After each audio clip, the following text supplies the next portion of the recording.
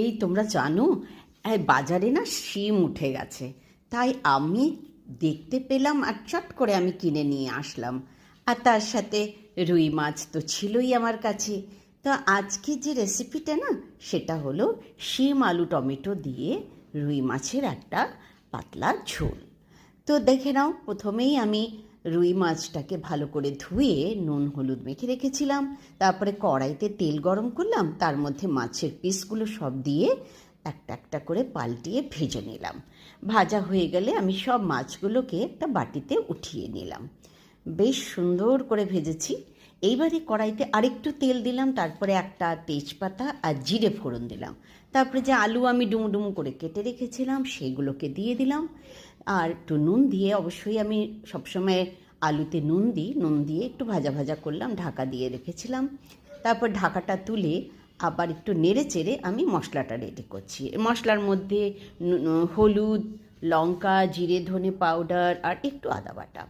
এইটা আমি এবারে দেখো আলুগুলো একটু লাল হয়ে এসছে, তো একটু টমেটোও আমি স্লাইস করে কেটে রেখেছিলাম সেটা দিয়ে দিলাম। তার মধ্যে ওই মশলাটা আমি জলে গুলে দিয়ে দিলাম। তারপরে একটু নেড়ে ছেড়ে জলটা বাটি ধুয়ে জলটা দিলাম। জলটা দিয়ে আমি এবারে শিমগুলো দিয়ে দিলাম। শিমগুলো দেওয়াতে কি সুন্দর কালার এসছে না, একটু নুন আরও ছড়িয়ে দিলাম আমি, কারণ আগে অল্পই নুন দিয়েছিলাম তো তাই। এইবারে আমি দিয়ে দিলাম আমার এই গাছের সূর্যমুখী কাঁচা লঙ্কা, একদম কালো কালো আর ভীষণ ঝাল হয়।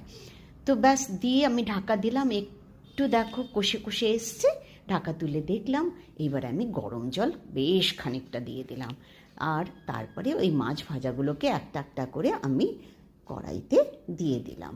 তারপরে একটু ঢাকা দিয়ে সিমে রেখে দিলাম। ফুটে উঠেছে, দেখো কি সুন্দর একটা তেল এসে গেছে ওপরে, আর দারুণ একটা সুঘ্রাণ বেরোচ্ছে।